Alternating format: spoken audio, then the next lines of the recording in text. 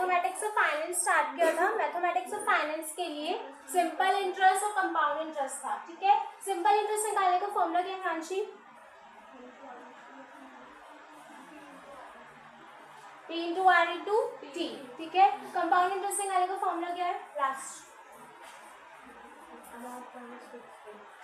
हाँ ठीक है, अमाउंट का फॉर्मूला P1 + R/100 की पावर n, ठीक है। तो एक क्वेश्चन था आपका first, difference in compound interest and simple interest for 1 year for 1000 rupees at 10% per annum is. आपको क्या निकालना है? बेसिकली कंपाउंड इंटरेस्ट और सिंपल इंटरेस्ट दोनों का डिफरेंस निकालना है, और आपको सब कुछ गिवन है, टाइम भी गिवन है, प्रिंसिपल अमाउंट गिवन है और रेट गिवन है, ठीक है। तो इसका आंसर आ रहा है 0, सबका है। नॉर्मल निकल गया होगा,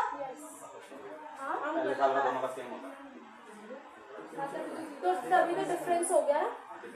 हाँ, तो 1 ईयर के लिए अब जैसे कंपाउंड इंटरेस्ट है, कंपाउंड इंटरेस्ट का फॉर्मूला क्या है?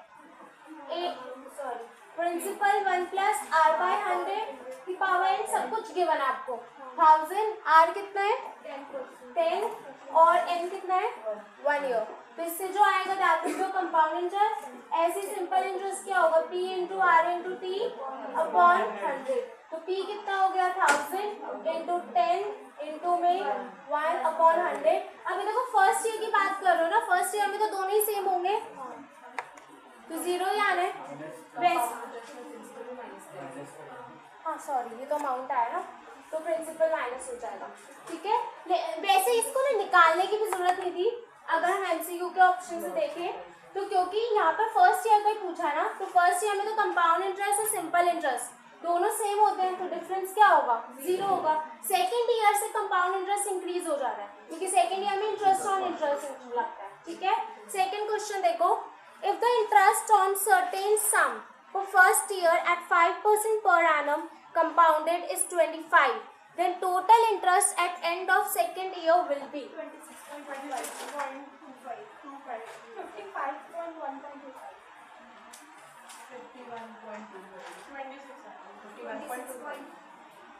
देखो हाँ 51.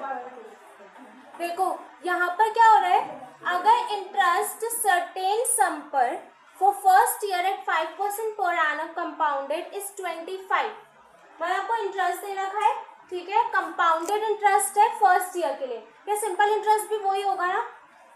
Total interest eight the end of second year will be, total interest second year के एंड में कितना हुआ वो निकालना है। क्या यहाँ पर एक बार आप लोगों को यहाँ पर टोटल इंटरेस्ट निकालना है सेकेंड ईयर के लिए, कैसे निकालोगे सेकेंड ईयर के लिए टोटल इंटरेस्ट?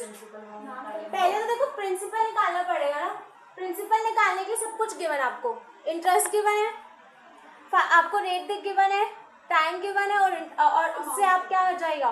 प्रिंसिपल आ जाएगा। कंपाउंडेड से है ना, देखो सबसे पहले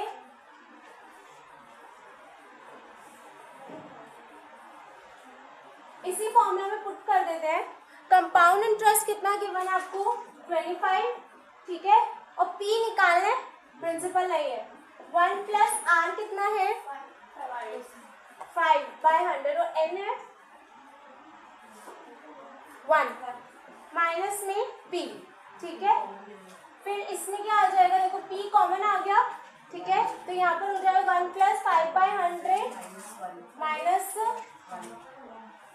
1। ये करें मुस्कान, ये किया आपने? क्या किया आपने? मैंने ना जैसे 25 को ना उसके ऊपर 5% निकाला, क्योंकि नेक्स्ट ईयर सेकंड पे इंटरेस्ट लगता है ना, तो 25 इंटरेस्ट दे रखा था, फिर उसके ऊपर 5% लगाया, फिर इनको प्लस कर दिया, 25 को इंटरेस्ट आया।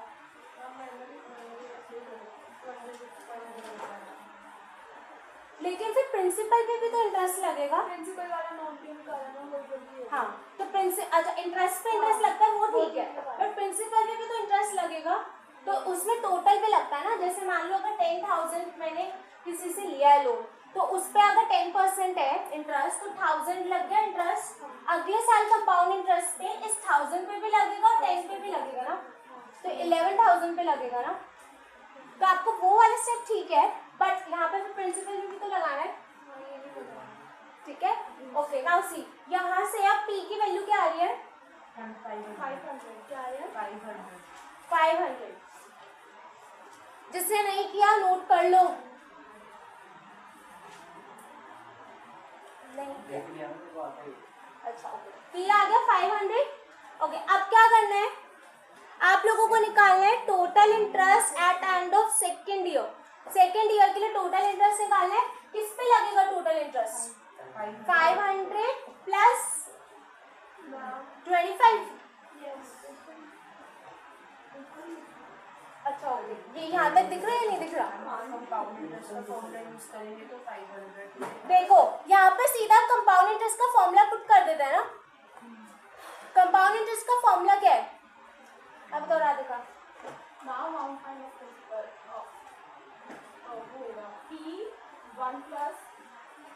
यहाँ से दिख रहा है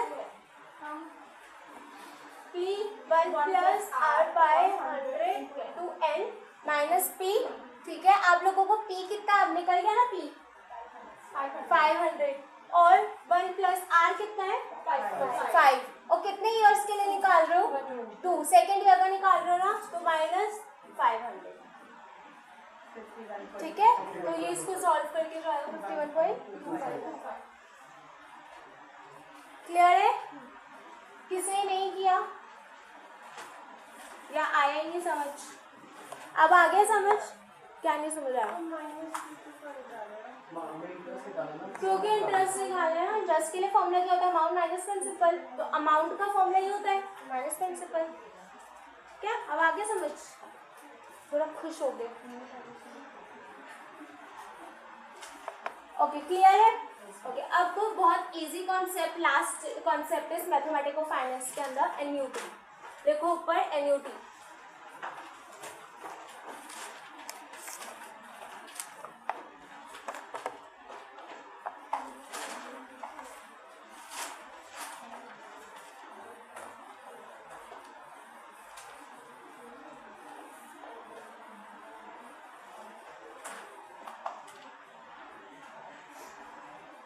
अच्छा देखो, एन्युटी स्टार्ट करने से पहले 3 कॉन्सेप्ट्स पढ़ेंगे।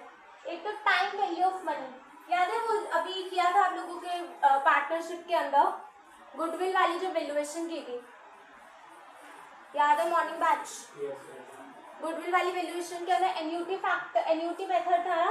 क्या था एन्युटी मेथड के अंदर? हम लोग हाँ, वो फॉर्मूला था फैक्टर निकालने के लिए। उसके पीछे कॉन्सेप्ट क्या था देख दो।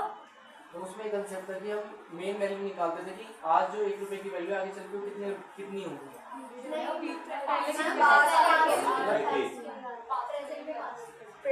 फ्यूचर की प्रेजेंट, क्योंकि आज की जो निकलेगी वो तो हम इंटरेस्ट के थ्रू निकाल रहे हैं ना, वो डिस्काउंटिंग नहीं होगा।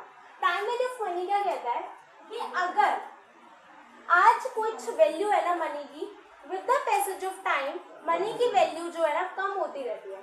Let's take an example. इसके लिए मैंने आपको एग्जांपल दिया था कि अगर हम 1 kg पोटैटोज परचेज कर रहे हैं ₹80 में, ठीक है, क्या मुझे 80 रुपीज में ही पोटैटो 1 साल बाद भी मिलेंगे? ये 0 ईयर का मतलब क्या होगा? करंट ईयर में। आज 1 साल बाद जब मैं वो पोटैटो परचेज करने जाऊंगी तो उसके ऊपर इन्फ्लेशन लगा हुआ होगा ना। लेट्स से इन्फ्लेशन का रेट है 10% और मुझे 1 kg पोटैटो मिल रहा है 1 साल बाद 88 रुपीज। ठीक है, यहाँ पर क्या हो रहा है? पोटैटो की वैल्यू तो बढ़ रही है लेकिन मनी की वैल्यू क्या हो रही है? कम हो रही है। ठीक है, तो with the passage of time जो मनी की वैल्यू होती है ना वो कम होती जाती है। अब लेट्स से 1 साल बाद मुझसे कोई पूछे कि 1 साल पहले पोटैटो की वैल्यू क्या थी, तो मैं उसको क्या बोलूंगी? 80। ये 80 निकला कैसे है? जो हमें वैल्यू पता है ना 1 साल बाद, 1 साल बाद वाले की वैल्यू मेरे को किसकी निकालनी है? आज की वैल्यू कि जो 1 साल बाद वैल्यू है उसकी वैल्यू प्रेजेंट में कितनी है।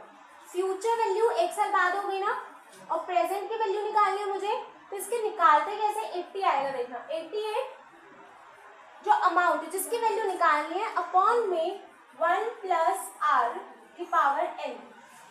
यहाँ पर R क्या है कि कितने रेट से हमारा वैल्यू ऑफ मनी डिक्रीज हो रहा है। अब यहाँ पर देखो 88 है, ठीक है, तो 1 प्लस R कितना हुआ?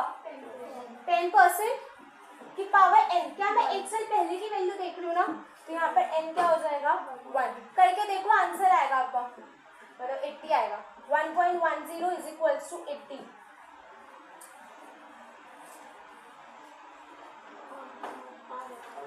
आ रहा है ना? ठीक है। अब ये 80 जो वैल्यू आई क्या है, फ्यूचर वैल्यू की प्रेजेंट वैल्यू। इस कॉन्सेप्ट को क्या बोलते हैं, डिस्काउंट करना। क्या बोला जाता है, डिस्काउंट करना। डिस्काउंट इन द सेंस कि जो प्रेजेंट वैल्यू थी, सॉरी जो फ्यूचर वैल्यू थी उसकी प्रेजेंट वैल्यू पहले कितनी वैल्यू, उससे एक साल पहले या प्रेजेंट वैल्यू कितनी थी वो देखना। लेट्स टेक एन एग्जांपल, एक और एग्जांपल लेते हैं। मुझे ना आज इन्वेस्टमेंट करनी है, ठीक है, किसी प्रोजेक्ट के अंदर। उस इन्वेस्टमेंट से ना लेट्स से मैंने 1 लाख रुपीज उस प्रोजेक्ट के अंदर लगाए।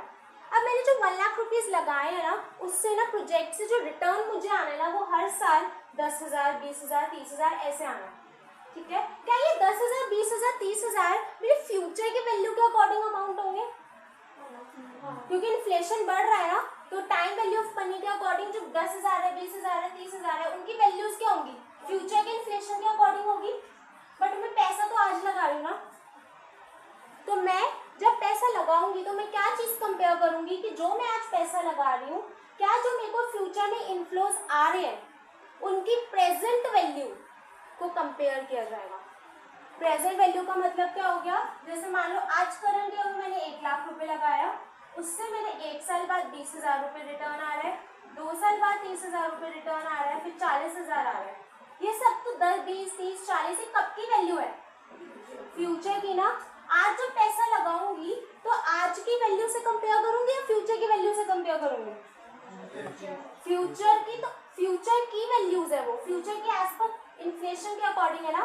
बट मैं इन फ्यूचर में क्या करूंगी, जो प्रेजेंट आज मेरा इनफ्लो जा रहा है, आउटफ्लो जा रहा है, वो आउटफ्लो मेरे आज की इन्फ्लेशन के अकॉर्डिंग जा रहा है। तो वी विल डू कि जो फ्यूचर वैल्यूज है ना, उनको पहले प्रेजेंट वैल्यू में कन्वर्ट किया जाए।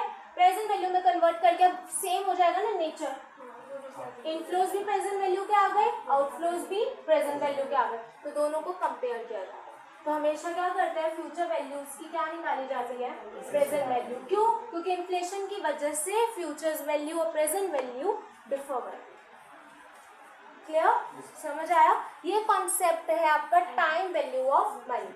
ये डिस्काउंटिंग करने का मतलब क्या है, डिस्काउंट करने का मतलब क्या है कि 10% जो इन्फ्लेशन बढ़ा है उसकी 1 साल पहले कितनी वैल्यू होगी। इसको एक और तरीका होता है निकालने का, दिखाना कैसे निकालते हैं। देखो 1.10 ये जो था, ठीक है, 1.10 डिवाइड करो और फिर इक्वल टू कितनी बार दबाओगे, जितने ईयर्स पहले की बार आपको वो निकालने वैल्यू। यहाँ पर 1 साल पहले की वैल्यू निकाल रहे हो ना, 1 साल पहले की वैल्यू निकाल रहे हो। इवनिंग बैच ध्यान से समझना, पार्टनरशिप में पूछूंगी, सेम कॉन्सेप्ट लगेगा। 1 साल पहले की वैल्यू लग दिया ना, तो यहाँ पर कितना आ रहा है, मैंने क्या करा, ये डिस्काउंट फैक्टर आ गया। किस चीज का डिस्काउंट फैक्टर आया है, 10%। ये 10% की 1 साल पहले वाली कितनी परसेंटेज थी, कितनी वैल्यू थी, कैसे आएगा। अब ये देखो 88 था ना, इसको 1 + 10% ना कर सीधा अगर मैं इससे मल्टीप्लाई कर दूंगी ना, आपका आ रहा है 0.909, यही आ रहा है कैलकुलेटर्स पे। तो 0.909 मल्टीप्लाई करके देखो, पूरे को कभी मत करना, इस पूरे को नहीं करते 88 से, क्या करोगे 3 डेसिमल्स तक ही लेते हैं। जो नहीं करते वो फिर पूरा एक प्रॉक्स नहीं आएगा आंसर, 3 ही डेसिमल्स लेते हैं। तो 88 × 0.909 ये क्या हो गया, 79.992, क्या इतने हो गया, क्योंकि ये भी तो पूरी फिगर नहीं आ रहा, प्रॉक्स लिया 80 हो गया, इससे भी वैल्यू निकल गया।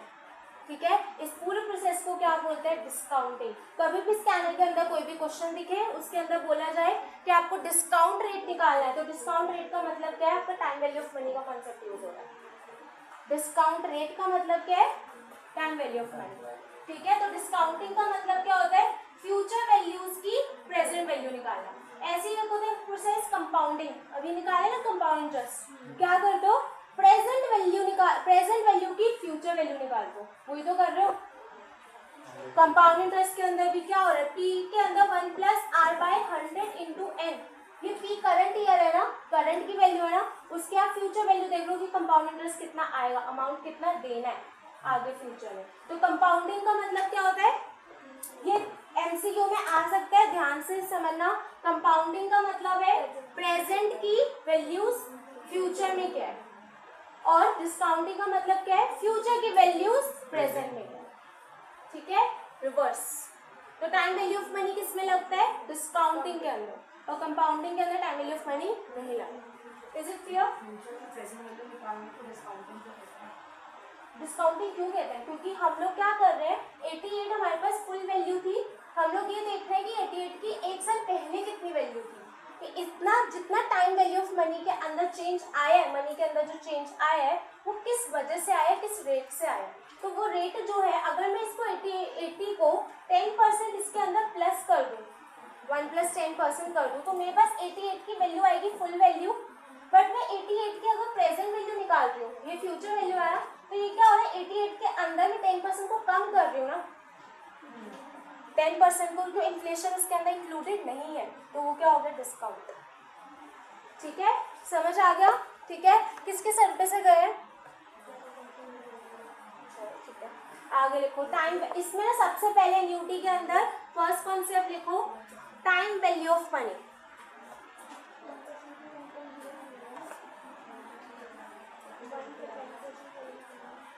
क्या हो गया? अच्छा हाँ, एक और वो 1 का 10%, 1 + 10% कह रहे हो, वो जीटी के अंदर वो डिफरेंट आएगा आंसर। 1 + 10% नहीं करना, 1.10 लिखना कैलकुलेटर, डिफर करेगा आंसर। लेकिन वो वाले नॉर्मल जो होते हैं ना कि वो तो सब ठीक आएंगे फर्स्ट सेकंड ईयर के, जो आपका जीटी आ जाता है ना, जब एन्यूटी के लिए जीटी करते हो तो उसमें डिफर करता है, क्योंकि वो क्या कर देते हैं, कैलकुलेटर उसका कमांड ले रहे हैं 1 का 10%, ठीक है, तो इसलिए वो गलत आता है। अच्छा हाँ, पहले ये कर लो कॉन्सेप्ट, फिर करता है। ठीक है, time value of money, money which is receivable at present, money which is receivable at present has more value than the money receivable in future. Money which is receivable at present has more value than the money which is receivable in future. क्या ये line सही है? ठीक है, present की value obviously ज्यादा होगी money की वैल्यू, बट किसी थिंग की वैल्यू तो क्या हो रही है, वो कम होगी। ठीक है, आगे लिखो, हेंस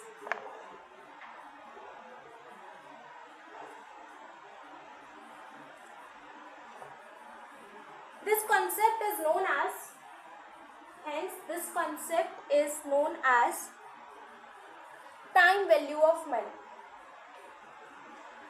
आप लोगों का एग्जीक्यूटिव में ना एक सब्जेक्ट आएगा एफएम, उसके अंदर पूरा का पूरा यही कॉन्सेप्ट लग रहा है, पूरा का पूरा यही कॉन्सेप्ट है, हर चैप्टर के अंदर यही कॉन्सेप्ट लगेगा, तो इसको अच्छे से समझ लेना। अभी भी अगर समझ नहीं आया तो पूछ लेना। ठीक है, आगे लिखो, compounding and discounting, next concept, compounding and discounting.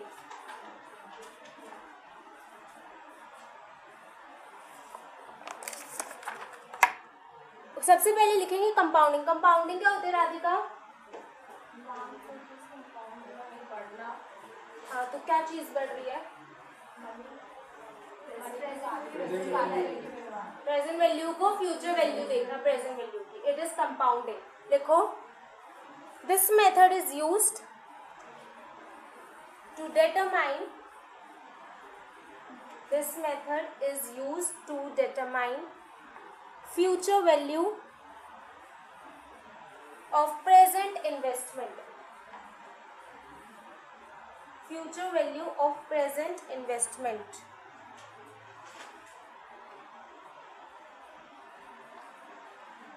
और डिस्काउंटिंग में लिखो it is used to determine present value of future cash flows, present value of future cash flows, present value of future cash flows. ठीक है, आप ये formula लिख लो इसके लिए कि प्रेजेंट वैल्यू निकालते कैसे है। PV is equal to future value upon 1 plus r की पावर एन।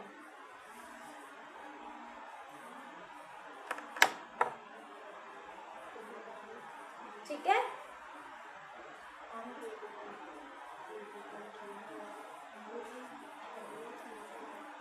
ठीक लग रहा है ठीक है। बाहर क्लास हो गया ना, बाहर जाएंगे। एन्यूटी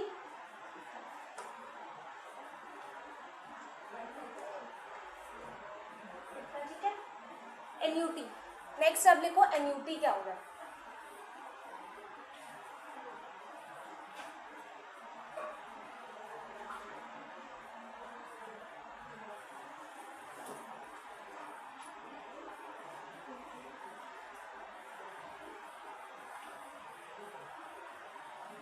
ओके देखो, एन्यूटी का बेसिकली मतलब क्या है कि टोटल वैल्यू जो हम लोग पे कर रहे हैं ना फिक्स्ड इंटरवल्स पर, उसको बोला जाता है annuity. Let's take an example. If you purchase anything on hire purchase, hire purchase पता है आपको क्या होता है? इंस्टॉलमेंट्स पे। ठीक है, तो अगर हम कोई भी चीज़ परचेज करते हैं वो इंस्टॉलमेंट्स पे अगर परचेज की जा रही है तो क्या होता है, हर महीने कुछ फिक्स्ड अमाउंट हमें पे करना पड़ता है। ये फिक्स्ड अमाउंट क्या है, एक तो फिक्स्ड अमाउंट पे कर रहे हैं, साथ में फिक्स्ड इंटरवल्स पर पे कर रहे हैं। इस पूरे अमाउंट को, जो अमाउंट पे किया जा रहा है ना, fixed amount at a fixed interval, उसको क्या बोला जाता है, annuity. Let's take an example. अगर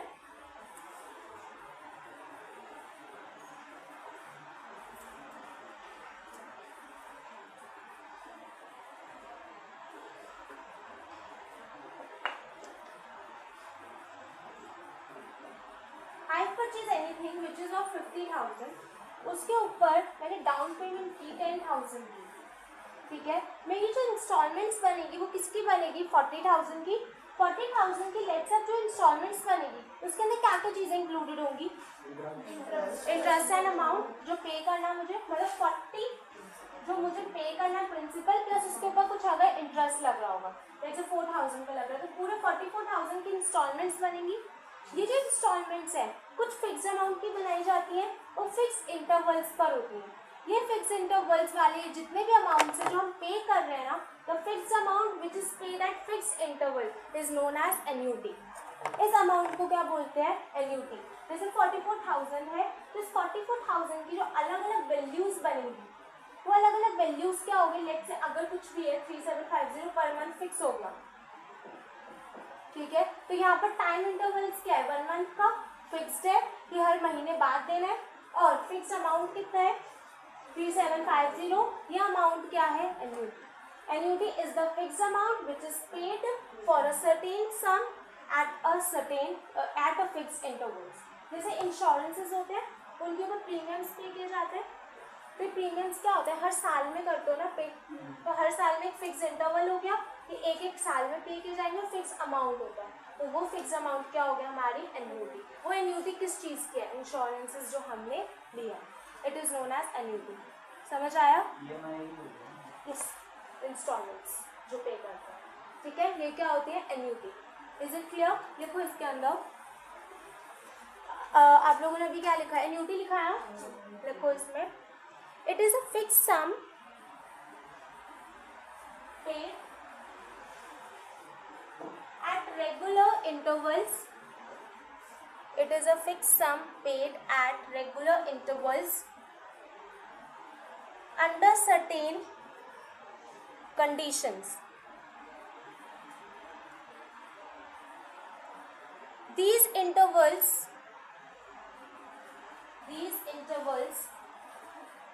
may be either 1 year,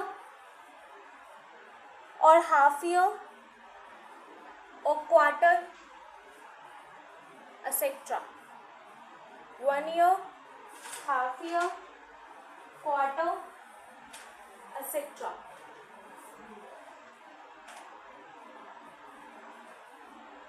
और अगर क्वेश्चन साइलेंट है ना, कोई इंटरवल नहीं गिवन, तो हम लोग क्या एज्यूम करेंगे कि 1 ईयर है, कुछ 1 मंथ वगैरह नहीं लेना, 1 ईयर लेना, ठीक है। तो लिख लो, if question is silent then period is to be taken as, क्या लोगे, 1 ईयर।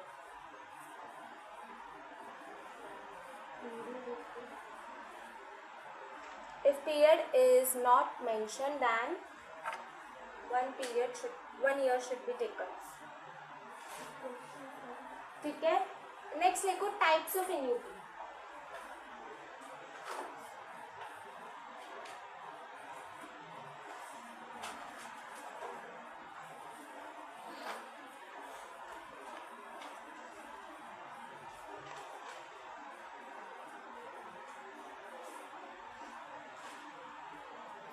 ओके, नाउ सी, सबसे पहले एन्युटी का टाइप लिखो, एन्युटी सर्टेन, बहुत इंपॉर्टेंट है एमसीक्यू पॉइंट ऑफ व्यू से। Annuity certain, first type annuity certain.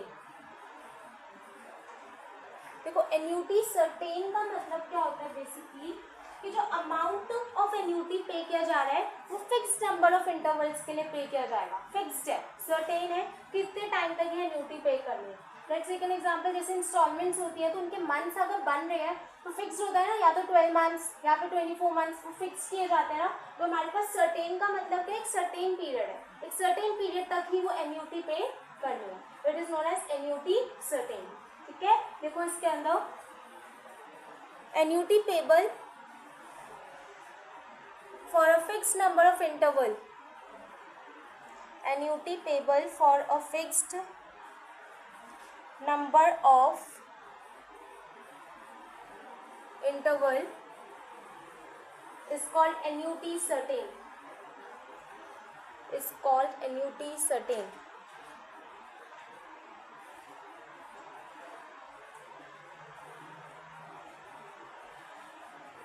ठीक है। सेकेंड लिखो कंटिंजेंट एन्युटी, कंटिंजेंट एन्युटी।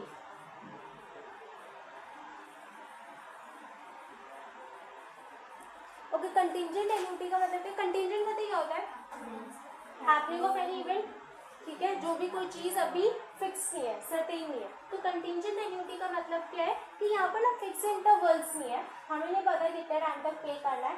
अगर कोई इवेंट होगा on happening of certain event और on not happening of certain event, अगर एन्युटी उस टाइम इंटरवल जो है ना किसके अकॉर्डिंग डिपेंड करेगा, on happening of certain event। Let's take an example, life insurances होते हैं, लाइफ इंश्योरेंसेस में क्या होता है, तब तक लाइफ इंश्योरेंस के प्रीमियम्स को पे करते रहेंगे जब तक एक पर्सन की डेथ ना हो जाए, वो लाइफ इंश्योरेंस तब तक मैच्योर नहीं होता ना, तब तक हम प्रीमियम पे करते रहेंगे ना। यहाँ पर हमें नहीं पता वो प्रीमियम कितने साल तक जाएगा, because the life the death of a person is not certain. तो ये क्या हो गया, contingent annuity. Is it clear, समझ आया है? देखो इसके अंदर an annuity, an annuity whose payments continue till happening of event, continue till happening of event, that is the date of which, that is the date of which cannot be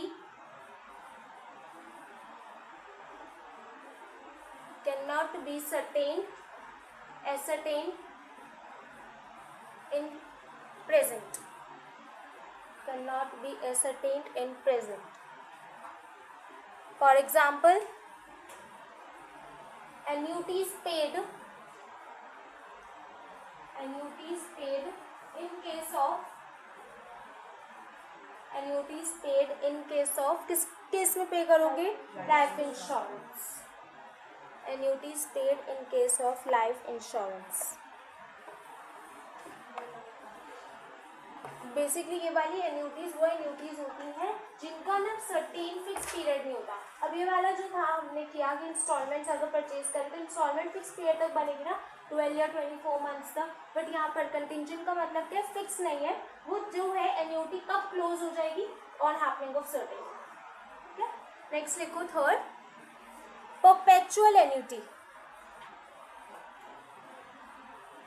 perpetual annuity, perpetual का मतलब क्या होता है, continuous, कि it will go till infinity. ठीक है, कोई fix period नहीं है, एन्यूटी है, परपेचुअल है, परपेचुअल मतलब इनफाइनाइट पीरियड है, it is for the infinite period. ठीक है, देखो इसके अंदर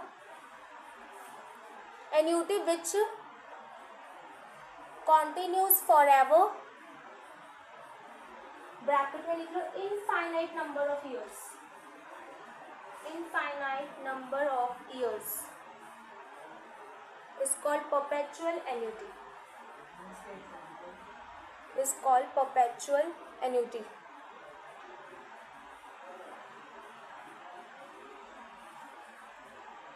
Okay, let's take an example. ठीक है, लाइफ इंश्योरेंस वाला इसके अंदर एग्जाम्पल हो सकता है। ठीक है, बट लाइफ, क्योंकि यहाँ पर भी नंबर ऑफ ईयर्स क्या है, सर्टेन नहीं है। एक एग्जांपल लेते हैं, लेट्स से मेरे पास तो 80 लाख रुपीज सेव है। ठीक है, आई हैव 80 लाख रुपीज, सो मेरे पास सेव है। मुझे ना उस 80 लाख रुपीज को क्या करना है, आई वॉन्ट कि मैं उसको कहीं पे इन्वेस्ट कर दूँ। ठीक है, एंड अब 80 लाख रुपीज़ है, अगर मैं उसको इंटरेस्ट पर भी दूंगी, लेट्स से मैंने उसको 10% इंटरेस्ट पर दे दिया 80 लाख को, कितना इंटरेस्ट आएगा उसके ऊपर, 8 लाख का इंटरेस्ट आएगा। वो 8 लाख का इंटरेस्ट 80 लाख के ऊपर पूरे साल में 8 लाख का इंटरेस्ट आएगा बिना कुछ करे। क्या वो मेरे लिए एक एक्स्ट्रा इनकम होगी? ठीक है, तो मैंने वो 80 लाख रुपीज़ किसी एक पर्सन को दे दिए। उस पर्सन को बोला कि मुझे कोई फिक्स्ड मुझे हर साल इसके ऊपर 10% इंटरेस्ट चाहिए, बट आई डोंट बट इसकी मेचोरिटी हम अभी यहाँ पर डिसाइड नहीं कर रहे। मेचोरिटी इन द सेंस कि आप मुझे इसके पैसे जो है देते रहना टिल द कितने भी ईयर्स तक। तो ये वाला केस क्या हो गया कि यहाँ पर नंबर ऑफ ईयर्स सर्टेन नहीं है, तो it is a perpetual, that is perpetual. ठीक है, परपेचुअल्स के केस में डिस्काउंट रेट्स निकाले कैसे जाते हैं? अगर मान लो 88 वाला अमाउंट था ना यहाँ पर, वो 88 अमाउंट 1 ईयर पहले सर्टेन था ना, लेकिन अगर मान लो वो 88 वाले अमाउंट के अंदर ना वो 1 ईयर्स नहीं होते, इट वॉज फॉर द 88 है, मेरे पास बार बार अमाउंट बढ़ रहा है, it is for the perpetual, कि लाइफ जो है वो क्या है, इनफाइनाइट है। उन केसेस में हमारे जो डिस्काउंट फैक्टर्स निकलते हैं वो कैसे निकलते हैं, जो अमाउंट है ना उसमें 1 प्लस आई नहीं करते हो, उसके अंदर सिर्फ डिवाइड किससे करते हो आप, आई से।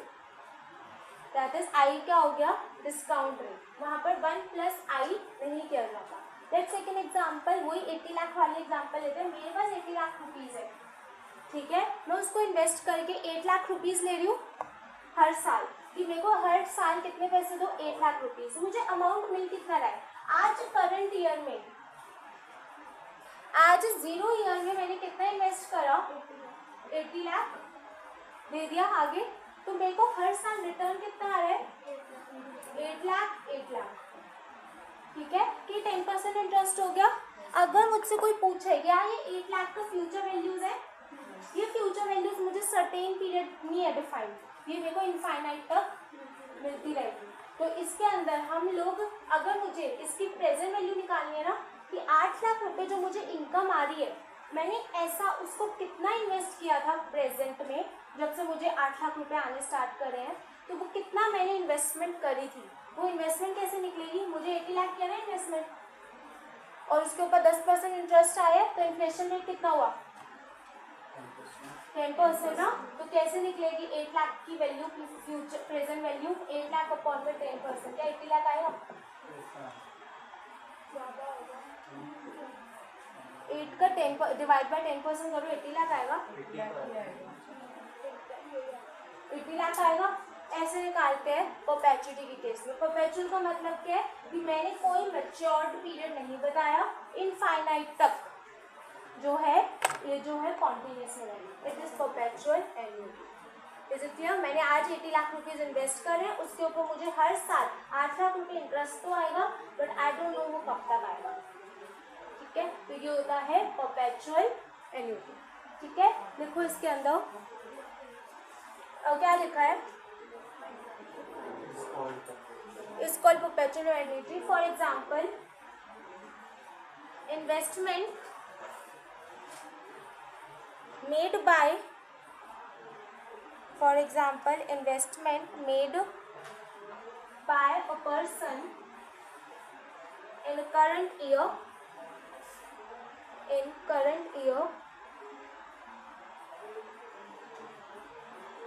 the return of which will continue forever. Return of which will continue forever. Return of which will continue forever.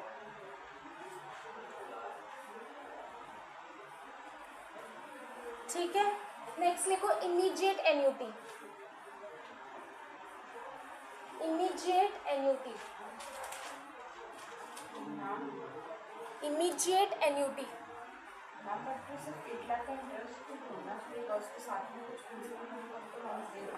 तो लेकिन ये चीज़ जो है वो बैंक्स वगैरह के साथ होती है ना, इंडिविजुअल्स के केसेस में तो पहले इंटरेस्ट आता है, प्रिंसिपल बाद में रिकवर होता रहता है। मतलब 80 लाख बाद में रिकवर होगा, पहले इंटरेस्ट। हाँ, अभी इंटरेस्ट, ये सिर्फ 8 लाख इंटरेस्ट है। क्या तो ये सब जो होते हैं ना इंस्टॉलमेंट्स वाले केसेस जो होते हैं जिनके अंदर प्रिंसिपल प्लस इंटरेस्ट अमाउंट होता है, तो वो अगर वो तो डिपेंड करता है ना कि वो उस टाइम पर प्रिंसिपल लेना चाह रहे हैं या नहीं लेना चाह रहे। नॉर्मली जो होते हैं, जो सिचुएशंस होते हैं ना इंडिविजुअल बेसिस पे देखें तो जो ये इंटरेस्ट का काम होता है ना उनके अंदर यही होता है कि इंटरेस्ट वगैरह मिलते रहते हैं और प्रिंसिपल अमाउंट बाद में रिकवर होता है जब एक पर्सन दे सके। बट ये जो बैंक्स वगैरह से लोन्स लिए जाते हैं उनके अंदर जो है इंस्टॉलमेंट्स और प्रिंसिपल अमाउंट साथ साथ पे होता है। ठीक है, लिखो इसके अंदर इमीडिएट एन्युटी, ब्रैकेट में लिख लेना इसका दूसरा नाम ऑर्डिनरी एन्युटी।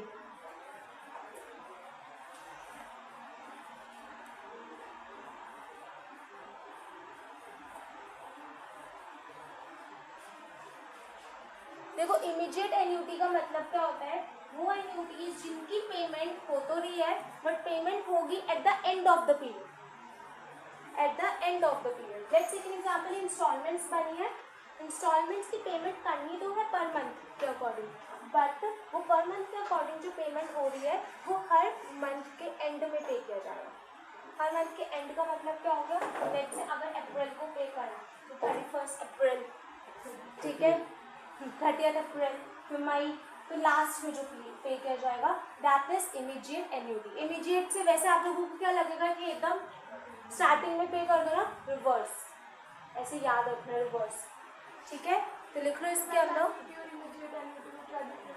देखो एन्युटीज बेसिकली जो डिफरेंट टाइप्स ऑफ एन्युटीज नीचे है, अब जो हम लिखेंगे ना वो लिखेंगे कि एन्युटी हो तो रही है पेमेंट, बट वो एन्युटी की पेमेंट हो किस टाइम पर है, करनी तो मुझे पीरियड पे ही है, बट पीरियड में या तो स्टार्टिंग में कर रहे हैं या फिर एंड में कर रहे हैं। अब में कर तो इमीडिएट और Yes. स्टार्टिंग में कर दो कर बता रहे हैं। ठीक है, देखो इसके अंदर if periodic payments are made, if periodic payments are made at end of each period, at end of each period, then it is known as immediate annuity. Immediate annuity.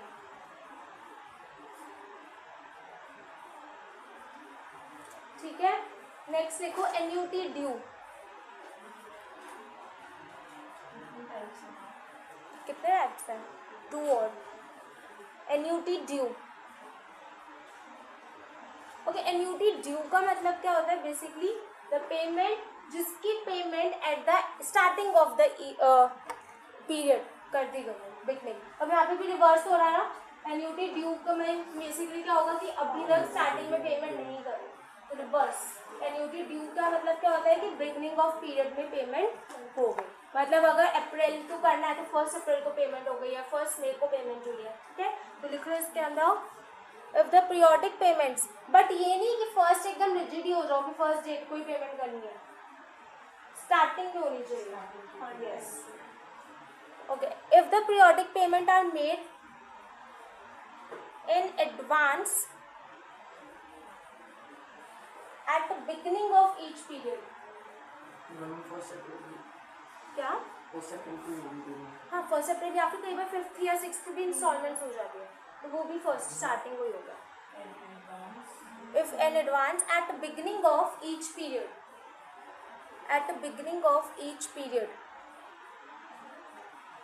the annuity is called annuity due. लेकिन आप ये देखो, अगर मान लो 5th या 6th को payment हो रही है, 5th या 6th को पेमेंट हो रही है, तो नेक्स्ट पेमेंट भी तो फिर 5th या 6th को ही होगी ना, तो 1 मंथ का गैप नहीं हो गया, तो हुई तो वो स्टार्टिंग ही ना.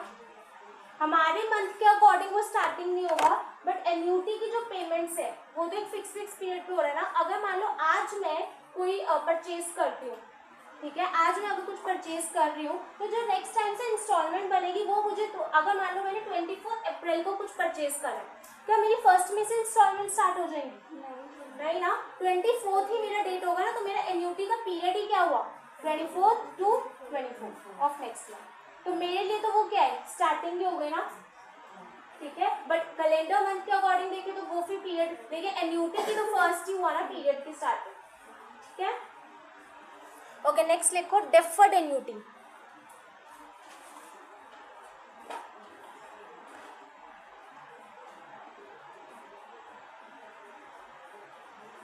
ओके, देखो डेफर्ड एन्यूटीज का मतलब क्या होता है. बेसिकली डेफर्ड एन्यूटीज वो एन्यूटीज होती है जिनकी पेमेंट ना कुछ टाइम बाद स्टार्ट होती है. वो ड्यू तो अभी हो गए हैं, बट उनकी पेमेंट अभी स्टार्ट नहीं करनी, हमें देनी बाद में स्टार्ट करनी. इनको बोला जाता है deferred annuities. Let's take an examples. Education loans होते हैं, ठीक है. एजुकेशन लोन्स के अंदर क्या होता है, हम लोग लोन्स तो ले लेते हैं, बट जो पेमेंट स्टार्ट होती है ना पे करनी, वो कब होती है? जब स्टूडेंट का कोर्स कंप्लीट हो जाता है उसके 6 मंथ्स के बाद, ठीक है. तो यहाँ पर ड्यू तो कब हो जाएगी एन्यूटी? जब से लोन स्टार्ट लिया है करना, बट पेमेंट कब स्टार्ट होगी उनकी? आफ्टर सर्टेन पीरियड हो रहा है ना पेमेंट्स, जब स्टूडेंट की पढ़ाई खत्म उसके भी 6 मंथ्स के बाद. तो ये जो 6 मंथ्स का पीरियड है उनका एक्स्ट्रा मिल गया ना पेमेंट के लिए. मतलब द एन्यूटीज जिनकी पेमेंट हाथों नहीं की जाती, आफ्टर सर्टेन पीरियड की जाती है, तो वो क्या होते हैं? डेफर्ड एन्यूटीज, ठीक है. आज पेमेंट नहीं कर रहे, कुछ टाइम के पीरियड के इंटरवल के बाद कर रहे, और उसके बाद फिर वो एन्यूटीज क्या होते हैं? वो फिक्स पीरियड के लिए बन जाती है, 1 मंथ, या फिर उसके बाद तो फिर इंटरेस्ट स्टार्ट हो जाता है ना, तो वो क्या हो गया? Deferred annuity. एग्जाम्पल क्या है इसके लिए? एजुकेशन लोन्स, ठीक है. देखो इसके अंदर, if the period payments start after a certain specific period,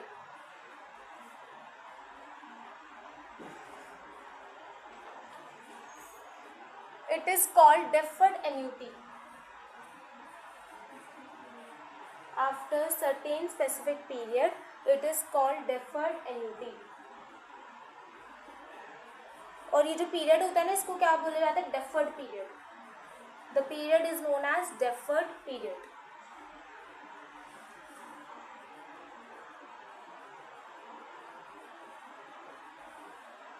ठीक है.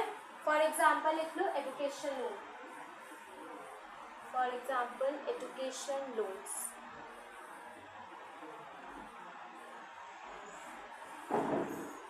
नेक्स्ट बोलो. देखो फॉरबोन एन्यूटी. फॉरबोन,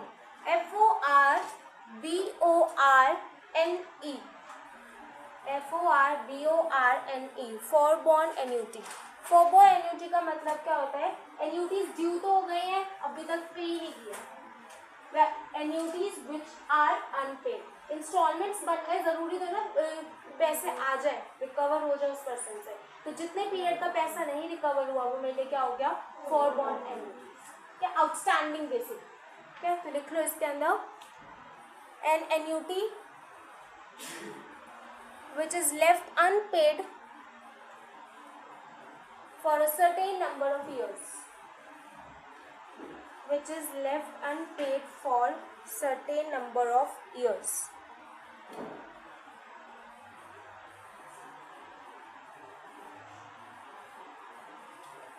ऐसा भी हो सकता है कि रिकवरी ना हो. क्या? रिकवर नहीं होगा तो फिर तो एक्शन लिया जाता है। हम लोग अगर इंस्टॉलमेंट्स वगैरह पे पैसे लिया, बैंक्स वगैरह पे पैसे लिया, तो हम लोग नहीं उसको वो नहीं कर सकते ज़्यादा टाइम तक, क्योंकि फिर वो एक्शन ले सकते हैं बैंक्स वगैरह।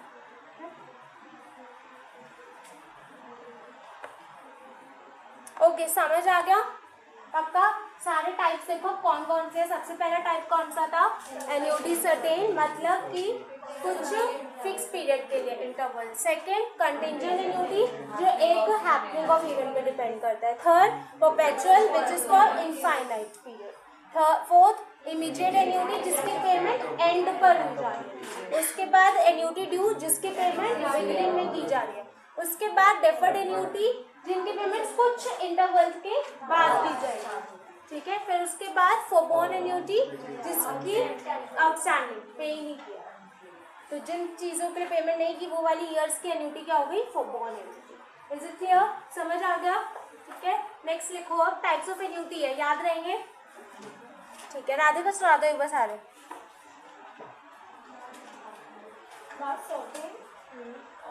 perpetual, immediate, education वाला है, default, contingent, forborn, और and एन्युटी ड्यू सर्टेन वाला बता दो, ठीक है। समझ आ गया? ओके, अब नेक्स्ट लिखो। ये ना टाइप्स ऑफ एन्युटी खत्म है। एन्युटी के अंदर ना कुछ टर्म्स लिख रहे हैं, तो लिख लो some terms related to annuity. Some terms related to annuity.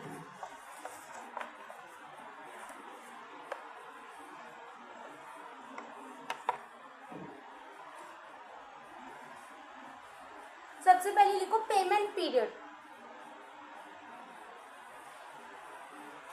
Payment period का मतलब क्या होगा? दो एन्युटीज के बीच में कितना पीरियड है? Time between the two annuities is known as payment period. जैसे वो 1 मंथ का गैप है तो 1 मंथ क्या हो गया? Payment period. लिख लो इसके अंदर time between two successive payment, time between two successive payment dates of an annuity is called its payment period. Is called its payment period.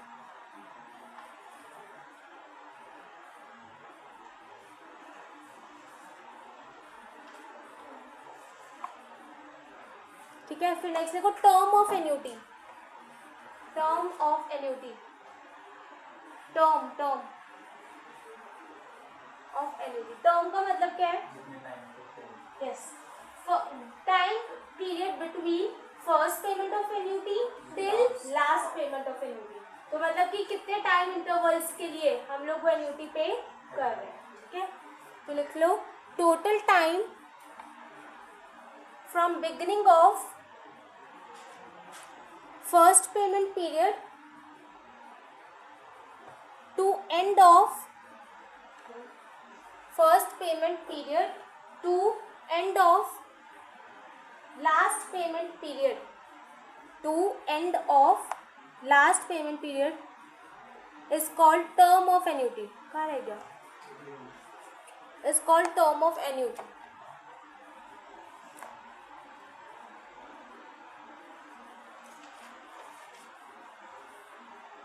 ठीक है, नेक्स्ट लास्ट लिख लो amount of annuity. Amount of annuity, amount of annuity का मतलब क्या है कि total ना पीरियड के एंड तक कितनी पेमेंट्स की गई है, वो क्या हो गया? Amount of annuity. ठीक है, बेसिकली एन्युटी मतलब हो गई कि अलग अलग जो इंस्टॉलमेंट्स की है तो उसका टोटल जितनी इंस्टॉलमेंट्स की है वो टोटल ऑफ इंस्टॉलमेंट्स क्या कहलाया जाएगा आपको? Amount of annuity. ठीक है, देखो इसके अंदर amount of annuity is defined as total worth of all payments, total worth of all payments of annuity at time of conclusion of annuity. At time of conclusion of annuity. Basically इस amount को divide किया हुआ है हाँ.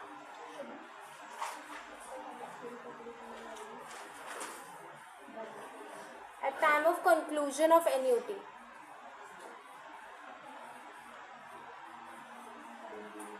तो amount of annuity का formula क्या है, लिख लो. Amount of annuity is equals to, देखते क्या हो सकता है फॉर्मूला, कैसे कैलकुलेट करोगे अगर आपको कुछ एन्यूटी का अमाउंट कैलकुलेट करना. Yes, sum of periodic payments. जो पीरियोडिक पेमेंट्स हो रही है उस पीरियोडिक पेमेंट्स में इंटरेस्ट भी इंक्लूडेड होगा ना, तो sum of periodic payments plus sum of interest. तो लिख लो sum of periodic payments plus sum of interest on periodic payment. Sum of periodic payment plus sum of interest on periodic payment. ठीक है. अब amount को निकालने के लिए अलग अलग फॉर्मूलाज लिखेंगे. दो टाइप्स की एन्यूटीज पढ़ी है ना, इमीडिएट और ड्यू. तो इमीडिएट के अंदर क्या फॉर्मूला होता है, ड्यू के अंदर क्या फॉर्मूला होता है, अगर मुझे अमाउंट ऑफ एन्यूटी निकालना है. ठीक है. दोनों में ना कुछ प्रॉब्लम नहीं है, इजी फॉर्मूला है, रिवर्स हो जाता है बस. कैसे होता है, देखो ऊपर topic, calculation of future value and present value of annuity. अगर मुझे फ्यूचर वैल्यू निकालनी है तो कंपाउंडिंग है या डिस्काउंट है, कंपाउंडिंग है ना. तो कंपाउंडिंग के लिए सबसे पहले देखो क्या लिखा है आप लोगों ने, future value and present value.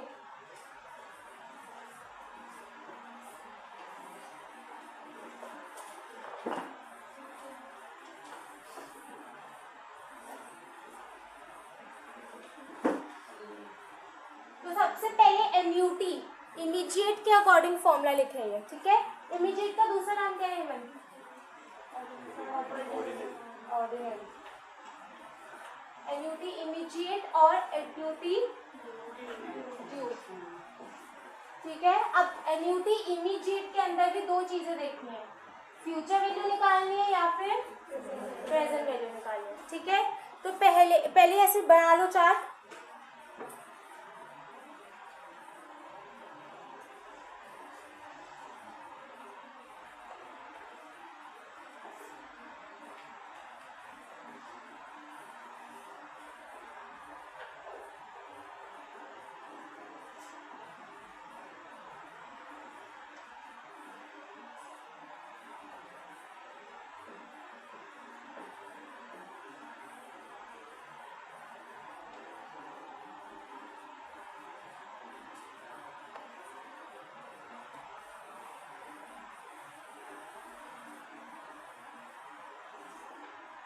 Minus N है. माइनस एन क्यों कर रहे हैं, क्योंकि एक पहले ले रहे हो ना फ्यूचर वैल्यू, पहले प्रेजेंट वैल्यू.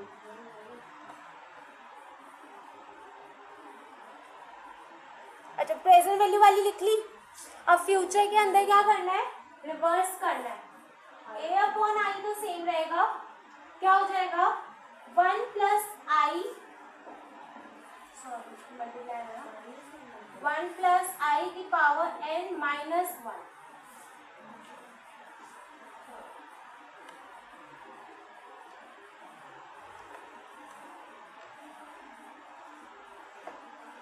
ओके. ऐसे भी एन्यूटी ड्यू के अंदर भी दो है, फ्यूचर वैल्यू और प्रेजेंट वैल्यू.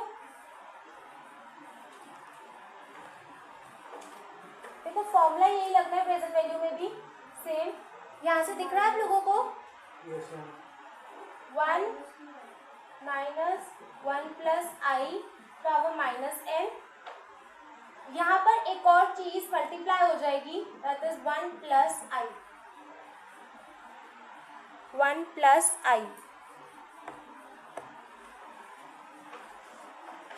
यहाँ पे 1 प्लस आई क्यों हुआ है, एन्यूटी एट द एंड की जा रही है ना, तो उस मंथ का भी तो इंटरेस्ट इंक्लूड होगा. एट द एंड पे कर रहे हो तो जिस मंथ के एंड में भी तो हमने वो वाले मंथ के फुल मंथ में तो मैंने उस पैसे को यूज किया है ना, तो उसके ऊपर भी तो इंटरेस्ट लगेगा ना। इमीडिएट एन्युटी में क्या होता है, ये मैंने उल्टा कर दिया, मैम ड्यू में तो बस कुछ मत करना, चेंज कर दो, बस इसको उल्टा कर दो, इसको उल्टा कर दो। ये एन्युटी बता रही, एन्युटी पहले ये वाला था ड्यू का और ये इमीडिएट का। उसके बाद फ्यूचर वैल्यू में भी सेम रहेगा,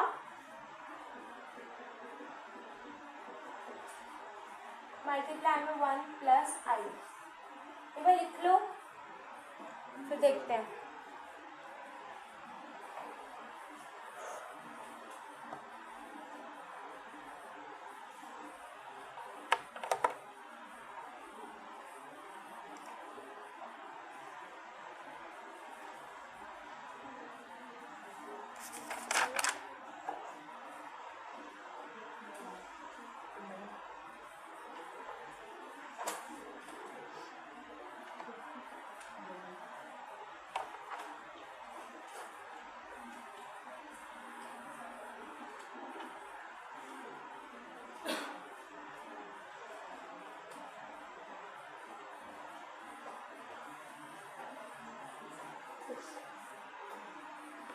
okay now see, annuity due है, हम लोग ने इसके लिए हम लोग क्या निकाल रहे हैं बेसिकली कि एन्युटी का अमाउंट कितना होना चाहिए।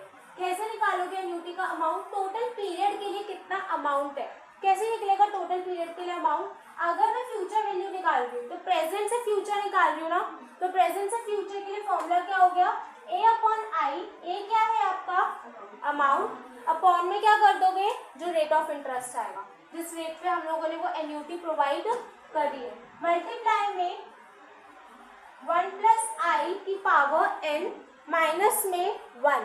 इसका मतलब क्या है कि 1 प्लस आई तो वो हो गया ना कंपाउंड करने के लिए, कंपाउंड करने के लिए क्या हो गया 1 प्लस आई की पावर एन, और यहाँ पर माइनस 1 क्यों कर रहे हैं, एन्युटी ड्यू के अंदर क्या करते हो, बिगिनिंग